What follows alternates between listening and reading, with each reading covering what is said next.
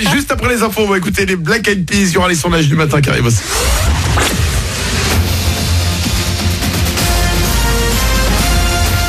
Toute l'actu sur Monaco Menton avec Frédéric Plat. Bonjour, un ciel tout bleu pour commencer la journée, mais il risque de virer au gris bien menaçant sur les reliefs cet après-midi. Des orages seront possibles alors que côté plage, on devrait conserver le soleil toute la journée. 22 degrés, c'est la température relevée actuellement sur le littoral, 29-30 au max. C'était la météo sur Énergie avec La Trégo, votre restaurant les pieds dans l'eau. Port de Plaisance, Cap d'Aille. Les vacances commencent officiellement ce soir à Monaco, dans une semaine en France, mais certains vont déjà prendre le large ce week-end. Ils ne seront pas non plus très nombreux. Bison Futé hisse un drapeau vert au niveau national. Il n'y a que loin d'ici en Ile-de-France où ça risque de se bousculer. Vacances ou pas, vous risquez à un moment ou l'autre de passer par la station essence. Et tout doucement, mais sûrement, les carburants repartent à la hausse. Le litre de gasoil approche 1,21 € en hyper à Menton, 1,33 € pour le samplon 95 de 10.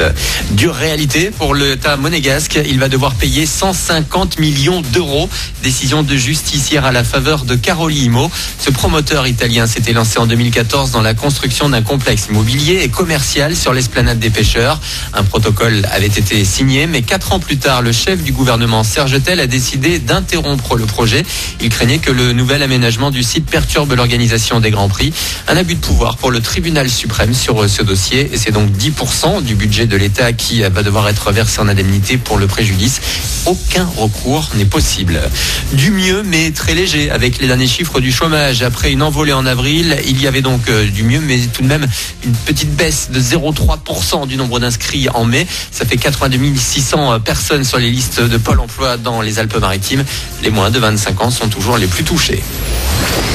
Nikos Aliagas rend hommage à Cannes, sa ville de cœur. L'animateur des Energy Music Awards était sur la Croisette hier soir, le temps d'inaugurer son exposition photo intitulée Thalassa, peuple de la mer. 30 clichés en noir et blanc de Cannois qui incarnent la Méditerranée. Des gens ordinaires qu'il met sous la lumière.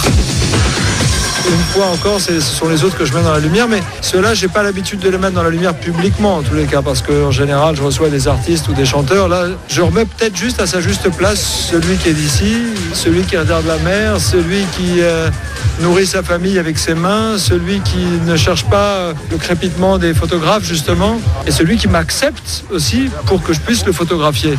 Ça peut être un pêcheur, ça peut être une gamine qui danse, ça peut être un jongleur, voilà, des gens, ça peut être un moine des îles de Lérins. Donc voilà, je dirais pas les gens de la vraie vie, parce que la vie est la même pour tous, mais les autres, ceux qui tiennent le pays et dont on n'entend pas beaucoup parler. Propos recueillis par Nico Abed. Les photos de Nikos Aliagas sont présentées sur la Croisette en accès libre jusqu'au 31 août. Voilà pour votre actu, il est 8h36. Bon début de journée à vous avec Manu dans le 6-9.